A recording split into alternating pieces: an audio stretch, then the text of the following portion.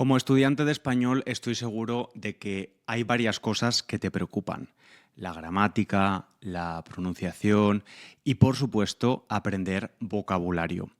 Y en el episodio 133 de este podcast ya hablamos de esto a fondo y vimos que lo ideal es combinar varias estrategias. Leer y escuchar español con frecuencia, agrupar palabras por temas para recordarlas mejor, repasar el vocabulario nuevo e intentar usarlo. Pero hoy quiero centrarme en una herramienta muy eficiente que muchos estudiantes no aprovechan lo suficiente. Una herramienta que quizá parece pasada de moda, es decir, que ya no parece moderna. Y te voy a hablar de alguien, una mujer española, con una gran influencia en nuestra lengua, el español. Así que sí, este episodio es una biografía, que son siempre episodios muy chulos. Pero antes te recuerdo que para ayudarte a mejorar tu vocabulario puedes encontrar la transcripción gratuita en español de este episodio, su traducción al inglés, el ejercicio de comprensión y las flashcards de vocabulario en la web SpanishLanguageCoach.com. Y si además del podcast quieres mejorar tu español conmigo de una forma estructurada, el lunes 20 de julio se abren las inscripciones a nuevos estudiantes a mis programas online de español. Puedes echar un vistazo en la web y dejar tu email en la lista de espera. Entonces, ¿cuál es esa herramienta que podemos emplear para ampliar nuestro vocabulario? Te doy una pista. Probablemente la tienes en tu teléfono, en tu ordenador o en alguna estantería de tu casa. ¿Ya sabes qué es? Hablamos de un diccionario. Y sí, no es nada original, lo sé, pero deja que me explique. Entiendo que la palabra diccionario te haga pensar en un libro enorme, pesado y un poco aburrido. Quizás te recuerda a tu etapa, a tu época escolar. Y además es posible que tú ya no uses un diccionario. Cuando encuentras una palabra nueva en español, quizás simplemente la escribes en un traductor o en alguna inteligencia artificial y lees rápidamente su equivalente en inglés o en tu idioma. Y yo también lo hago a veces, pero he notado que a los 5 minutos ya la he olvidado. Y lo que hace a un diccionario un recurso fantástico para mejorar tu vocabulario no es solo que te dice qué significa una palabra, sino que también puede mostrarte ejemplos, sinónimos, expresiones y las palabras que normalmente aparecen juntas. Imagina, por ejemplo, que buscas la palabra decisión. Comprendes perfectamente lo que significa. Sin embargo, después quieres usarla en una conversación. ¿Qué decimos en español? ¿Hacer una decisión? ¿Crear una decisión? ¿Realizar una decisión? No, en español decimos tomar una decisión. Saber la traducción de una palabra no te garantiza saber usarla. Y como hemos dicho, además de diccionarios, quiero hablarte de una mujer que entendió perfectamente este concepto, María Moliner. Y antes de explicarte qué hizo ella para que tú en 2026 puedas seguir beneficiándote cuando estudias español, quiero que la conozcas un poco más. María Moliner fue una mujer que nació en la España rural de 1900. Su padre era médico y en los primeros años de su infancia su familia vivió de forma acomodada. No eran ricos, pero vivían bien. No obstante, todo cambió en 1912, cuando su padre, médico de la Marina, se fue a un viaje de trabajo a Argentina y no regresó. Abandonó a su familia para formar una nueva en otro continente. Imagínate lo que significó esto para María, sus hermanos y su madre en la España de principios del siglo XX.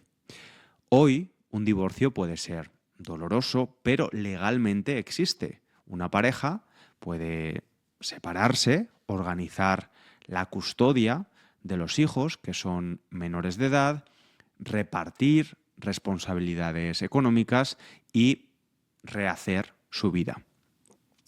En aquella época, para una mujer abandonada por su marido, la situación era muchísimo más complicada. No había protección legal, ya que el divorcio no se había aprobado en España todavía. Y la situación de la familia pasó de ser acomodada a muy vulnerable. Tuvieron que reorganizarse y su madre decidió que dejaran Madrid y volvieran a Zaragoza, donde tenían apoyo familiar. Y la necesidad de dinero hizo que María tuviera que asumir responsabilidades que no le dejaban mucho tiempo para asistir a la escuela. Tenía que estudiar por su cuenta y presentarse por libre a los exámenes. Presentarse por libre significa prepararse de forma independiente, sin asistir normalmente a las clases, para después hacer los exámenes oficiales. También empezó a dar clases a otros estudiantes para pagar sus matrículas y ayudar en casa. La matrícula es el dinero que se paga para estudiar en una institución educativa. Y esto nos da una idea del carácter de María. Era inteligente, disciplinada, responsable y contaba con una fuerza de voluntad enorme que se vería más tarde en su obra profesional. En Zaragoza terminó la educación secundaria y después se licenció en la Universidad de Filosofía y Letras, en la especialidad de Historia. Y a ver, recuerda el contexto, estudiante. Estamos hablando de una época en la que todavía era muy, pero que muy raro ver mujeres en la universidad. De hecho, en España, las mujeres pudieron acceder oficialmente a la educación superior a partir de 1910 y la presencia femenina era todavía una excepción, ¿no? Y solo el 2% de los universitarios eran mujeres entonces. Y en aquella época lo normal era que las mujeres llevaran una vida tradicional, se casaran, tuvieran hijos y se quedaran en casa. Aunque es cierto que algunas mujeres con pocos medios económicos sí que trabajaban fuera de casa por necesidad. Y lo que era poco frecuente fue lo que hizo María, construir una carrera intelectual y profesional. Y al principio pensó en dedicarse a la enseñanza, ser maestra, una de las pocas profesiones intelectuales bien vistas para las mujeres entonces. Sin embargo, en 1922 decidió presentarse a unas oposiciones. Una oposición en España es un proceso de selección para conseguir un trabajo público. Y esto sigue siendo muy común aquí. Ahora mismo hay más de 3 millones de funcionarios, que es el nombre que reciben los trabajadores públicos. Y para ser profesor en una escuela pública, para ser policía, juez, bibliotecario, normalmente tienes que hacer una oposición. Es decir, tienes que estudiar muchísimo y aprobar unos exámenes oficiales. Bueno, pues María se presentó a las oposiciones del Cuerpo Facultativo de Archivos, Bibliotecas y Arqueólogos. Básicamente era un cuerpo de funcionarios que trabajaban en archivos, bibliotecas y museos. Aprobó el examen y consiguió el trabajo con solo 22 años. Podemos decir que ella fue una mujer avanzada a su tiempo, que abrió camino. Abrir camino significa hacer algo antes que otras personas y facilitar que después otras puedan hacerlo también. Primero trabajó en el archivo de Simancas, en Valladolid. Y este archivo, por cierto, es bastante peculiar porque está en un castillo. Así que tenía una oficina bastante peculiar. Y un archivo, en este contexto, es donde se guardan documentos importantes. Bueno, posteriormente, un poco más tarde, la destinaron a Murcia, donde su vida cambió bastante. Por un lado, empezó a dar clases como profesora ayudante en la Facultad de Filosofía y Letras. Fue la primera mujer que formó parte de esa facultad en la Universidad de Murcia. Y por otro lado, allí conoció a Fernando Ramón y Ferrando, un profesor de física. Fernando era 9 años mayor que ella, había estudiado en Alemania y era un hombre muy culto e interesado en las ideas modernas de la ciencia. Se casaron en 1925 y después llegaron los hijos. Tuvieron 5 y sobrevivieron 4. María trabajaba, estudiaba, cuidaba de sus hijos y llevaba la carga de la familia. Como muchas mujeres, a lo largo de la historia, renunció a algunos de sus sueños. En su caso, nunca pudo hacer el doctorado que tanta ilusión le habría hecho hacer. Y en 1930, María y su familia volvieron a mudarse, en esta ocasión a una ciudad que conozco bien, a mi ciudad, a Valencia. Su marido Fernando había conseguido una plaza de profesor en la universidad. Y esta época fue fundamental desde el punto de vista profesional para ella. Aquí entró en contacto con personas que tenían ideas educativas muy modernas y tuvo la oportunidad de impartir clases de gramática y literatura. Pero el gran proyecto para María llegó con la Segunda República Española, que empezó en 1931. Fue un periodo muy conflictivo desde el punto de vista político, pero hubo un impulso enorme para modernizar el país. Uno de los grandes objetivos era llevar la educación y la cultura a lugares donde casi no llegaban. Piensa en la España de los años 30. Muchas personas vivían en pueblos pequeños, en el campo, y el acceso a la cultura y al conocimiento en estas zonas rurales era muy limitado. La República creó un proyecto llamado Misiones Pedagógicas, que consistía en llevar la cultura a los pueblos. Llevaban libros, teatro, música, cine, reproducciones de cuadros famosos, y María se implicó muchísimo en este proyecto. En Valencia organizó y coordinó bibliotecas rurales, y muchas de estas bibliotecas se instalaban en escuelas. Durante el día las usaban los niños y por la tarde podían abrirse para todo el pueblo. Y lo que más éxito tuvo fue el préstamo de libros. O sea, te llevas un libro a casa durante unos días y después lo devuelves. Y ahora parece algo normal, ¿verdad? Pero para muchas personas era una novedad enorme. Poder llevarse un libro a casa era casi un lujo. Y María no organizaba las cosas en un despacho, sino que viajaba para ver las necesidades reales y observó que los niños eran los mayores lectores, pero que cuando tomaban un libro y se lo llevaban a casa, a veces lo leía toda la familia. Es decir, los niños funcionaban como pequeños mensajeros de la lectura y ella tuvo mucho que ver en esto. Y también organizó jornadas bibliotecarias. En estas jornadas se hacían reuniones con los vecinos, sesiones de cine, música y lecturas en común. Era capaz de crear un pequeño acontecimiento cultural en un pueblo remoto.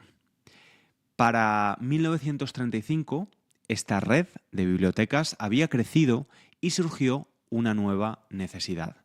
Había que gestionar bien los libros y para esto hacía falta más personal, más empleados en las bibliotecas.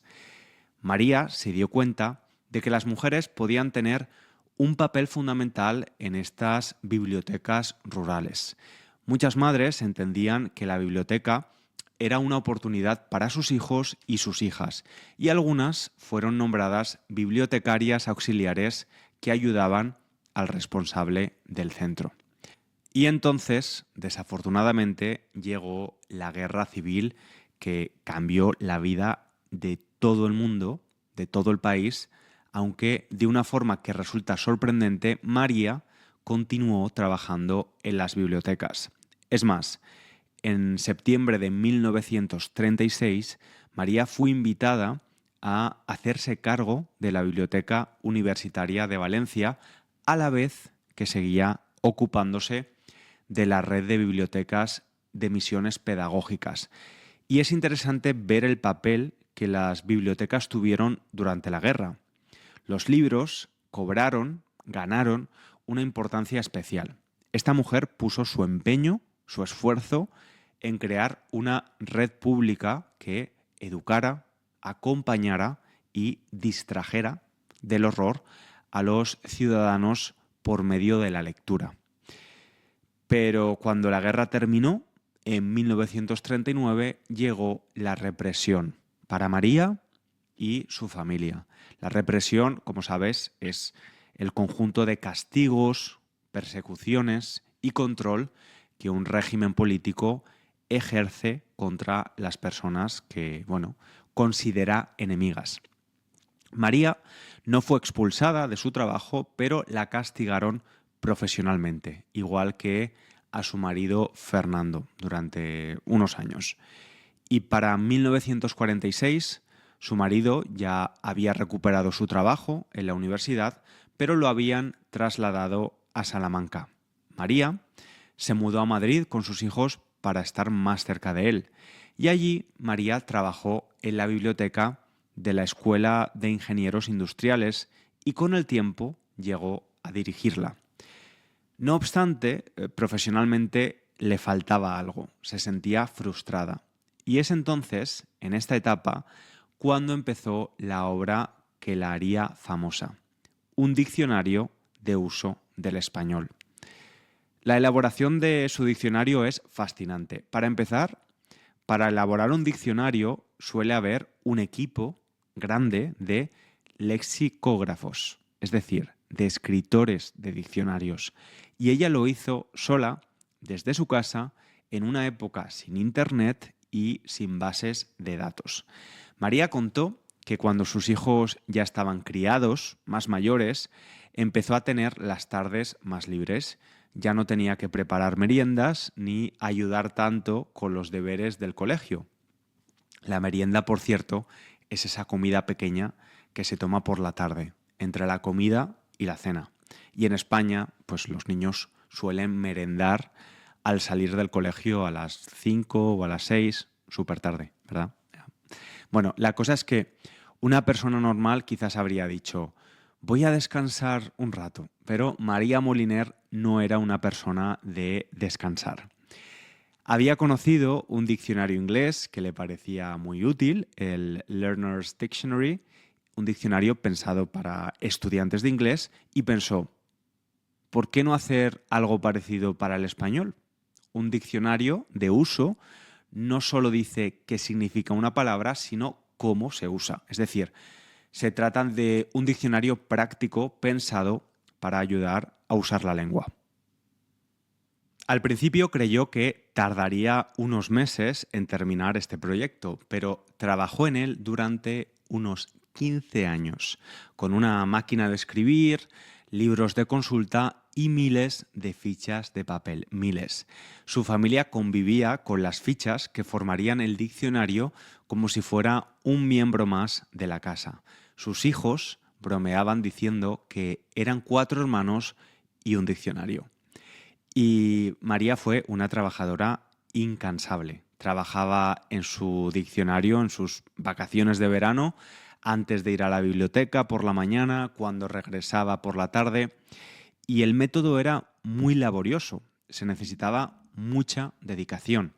Leía, consultaba otros diccionarios, observaba el uso de las palabras y escribía fichas. Y en cada ficha podía haber una palabra, una definición, una relación con otra palabra, un ejemplo, una expresión. Su diccionario de uso también ofrecía sinónimos, antónimos, familias de palabras y palabras relacionadas. Un sinónimo es una palabra con un significado similar, ¿no? Por ejemplo, alegre y contento. Y un antónimo es lo contrario. Por ejemplo, alegre y triste. Y María quería que el diccionario ayudara a encontrar la palabra exacta para pensar y escribir mejor. Por eso muchos escritores lo adoraban. Gabriel García Márquez, el autor de 100 años de soledad y Nobel de Literatura, escribió que María Moliner había hecho una proeza, una acción extraordinaria, algo muy difícil de conseguir. Y no exageraba. Entonces, ¿cuántos premios recibió María? ¿Cuáles fueron sus reconocimientos? Nada. Cero patatero, estudiante. Es verdad que en 1972 María Moliner fue propuesta para entrar en la Real Academia Española. La Real Academia Española, la RAE, es la institución que estudia y publica obras sobre la lengua española. Y entrar en la academia era y sigue siendo un reconocimiento muy importante. María habría sido la primera mujer académica, pero no la eligieron. La academia era entonces un espacio de hombres y María, aunque había creado una de las obras más importantes de la lengua española, era una mujer, bibliotecaria, sin una carrera universitaria tradicional lingüista y además había hecho su obra desde casa, rodeada de hijos, nietos y tareas domésticas. Y cuando se enteró de que podía entrar en la academia, al principio se asustó un poco porque si ganaba tenía que pronunciar un discurso de ingreso. Y dijo una frase muy famosa, llena de ironía. Dijo, ¿qué podía decir yo si toda mi vida no he hecho más que coser calcetines? Y se nota que María tenía sentido del humor, ¿no? Bueno, y ahora hablando en serio, esta frase muestra un poco la modestia de una mujer que mientras atendía su casa, trabajaba fuera y se ocupaba de todos, había escrito un diccionario monumental. María tuvo tiempo de terminar su obra y tristemente, poco después, llegaron los primeros síntomas de una enfermedad que la fue alejando poco a poco de su actividad intelectual. Murió en Madrid a principios de los años 80, pero su obra sigue viva y si estás buscando un buen diccionario de español, es uno de los que te recomiendo. Y cuéntame, estudiante, ¿cómo buscas tú las palabras que no conoces en español? ¿Sigues empleando diccionario de la vieja escuela y te fijas en los ejemplos de cómo se usa una palabra, en los sinónimos, antónimos? ¿Empleas traductor? Cuéntame. Y si te ha gustado este episodio, te recomiendo suscribirte al podcast y valorarlo en tu plataforma favorita. Eso ayuda muchísimo. Y como siempre, un abrazo grande.